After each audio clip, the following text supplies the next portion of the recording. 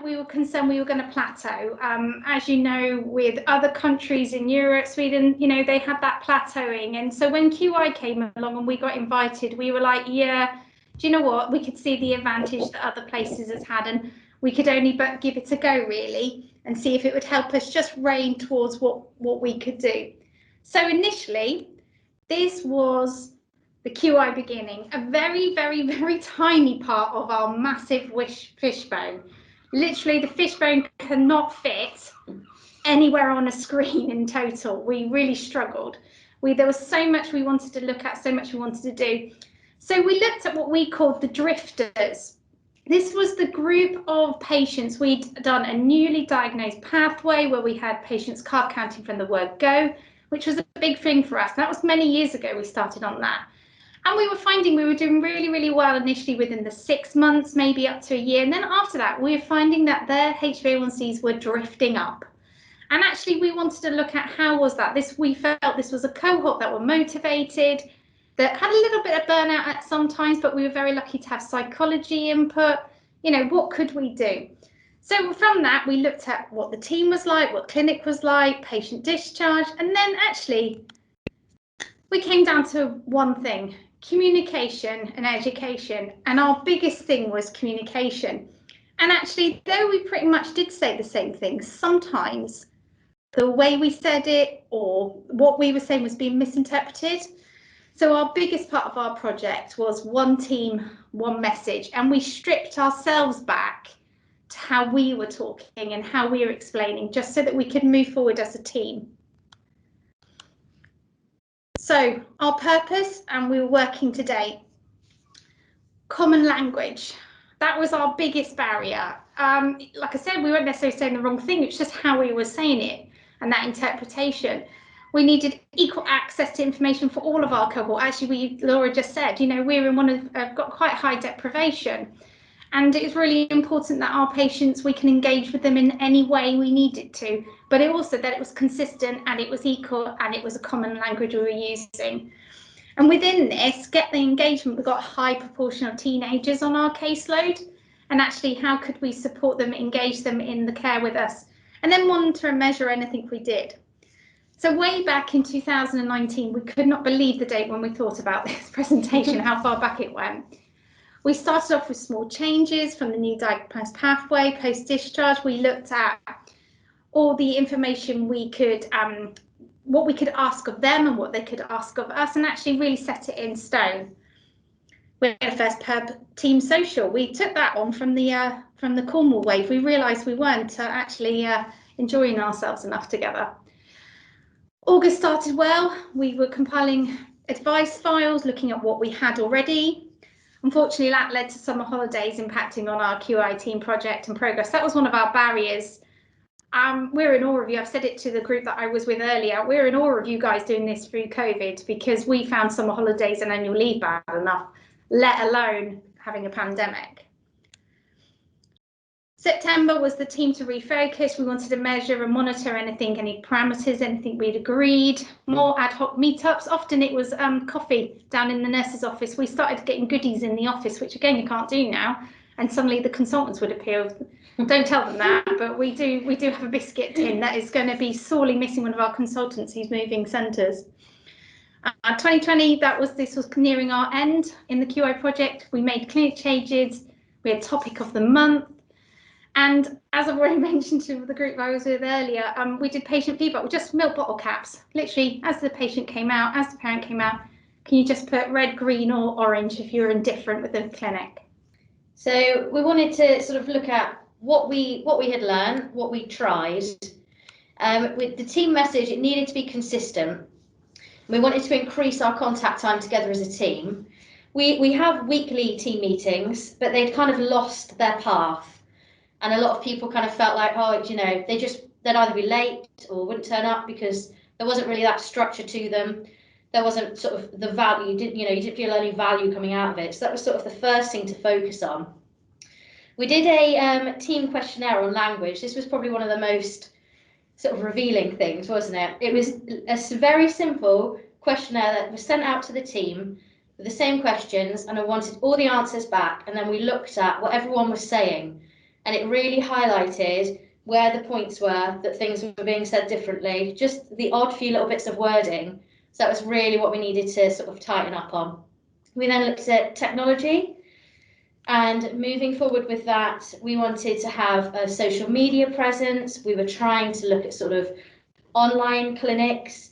We have really old phones, which we don't now, thank goodness. We have some nice new iPhones. But yeah, and then that led on to sort of optimizing the clinic experience. Like I said before, we were talking about wanting to do download clinics for ages, or we were wanting to do sort of online clinics, which we didn't really know the best way to go about that. As it happens now, you know, one good thing from the pandemic is we've got Attend Anywhere, so that's really pushed us to be able to reach out to sort of teenagers and people that find it easier to be able to attend a clinic like that. So that has really helped us. We had a clinic outcome sheet that was given to the patients after their clinic appointment. So a few points would be filled in for them, something for them to take away from clinic, so they knew sort of the goals for them to achieve and what to focus on.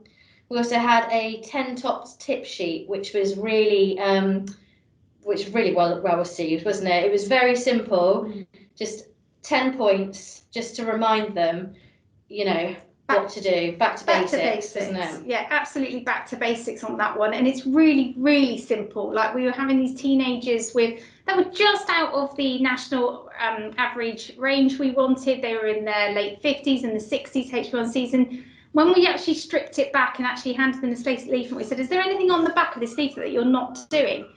Simple things like not giving the insulin early enough before having their meal, you know, things like that. And actually, some of the patients commented that they've been diagnosed for such a long time that these little things maybe just slip through the net with their education with us or the education with the parents. Yeah. And the clinic outcome sheet, that was also, we pointed out we have quite a few split families, or families that have other people helping out, like grandparents, and actually it was a timely way of that information being handed over to loved ones so they could know what was held in that consultation. Because like most of our families, one of us, like in ourselves when we were talking as families, would go to a clinic appointment with our child, then relaying that information you got, you know you're going to miss something, and waiting for the clinic letter to come through, unfortunately with our system, can take about a month. That's a month we've lost when you've got 3 monthly clinics. So it was we also had a topic of the quarter, or, you know, topic of the month. So something, obviously sometimes they're waiting in clinic can run late, it become a bit of a boring environment for people to be sat in. So we had a board where we'd have sort of a question and some different topics for them to have a look at whilst they were sat there. And we wanted to raise the expectations of our patients, you know, post-discharge pathway, increasing self-management. So our improvement journey steps we continue to take. So prior to COVID, we wanted to really highlight that one team, one message, and allow the families at home to do that one team, one message. They're a team too. Team well-being, that actually we do listen to each other, but actually sometimes people don't feel heard. So it's just making sure that as a team, we're always talking, having a laugh together as well was really important. Reviewing clinic journey of our patients, getting their feedback. And actually, it's okay to try something new. If something didn't work, go back and try something different. We were now doing it in a more timely manner, whereas before we always felt like it was a big major project. We actually started to give people subgroups. We were doing subgroups of work and just saying, right, well, you go off and do that, make the decision. Don't worry about any hierarchy. You make a decision, come back, we'll try it, and just trusting each other. And then obviously, like Laura said, the technology and downloading, that really, pandemic has helped Torbay. We were able to look at finances, look at charities. We looked at helping and supporting the families, and actually put an emphasis on them downloading at home for a change. And obviously we try with the continued education. So here were some of our thoughts after we called ourselves Talk UI. Remember, same team, same message. Every idea doesn't always work. That's okay. Supporting each other, dedicated time. Keep making the time. Keep focused on our journey for the patients. Protected time together. Keep momentum going. Continue to laugh. Team commitment. Open to new ideas, working motivating, give us a chance to evaluate. It improved our team liaison, our cohesive working. We were excited to be part of the project, and just do not be afraid to just go for it. And I think that's a major one we took. Rather than us keep talking about it, just a couple of us trying something and just going for it. And at the moment, since COVID-19, we're still trying desperately to review what we're doing with our patient's journey from diagnosis through the clinics and going into transition. We have a little transition sub-working group here. We're very lucky to have adult support. Annual reviews, how can we do that with COVID? Like we were saying to a group earlier, we're doing drive-by HbA1c, getting a nurses clinic where they could come and see us when it was appropriate, because we, like everywhere else, our footfall through the hospital had to be greatly reduced. How do we make sure we're doing our care process still? And then looking at diabetes control, some centres this morning were saying that they've seen improvement for those at home. We've seen that, and we've seen also a lot of people get worse, again, with deprivation, whether they've still been at school and been as looked after kid, or whether actually they've just not got the technology or the support at home.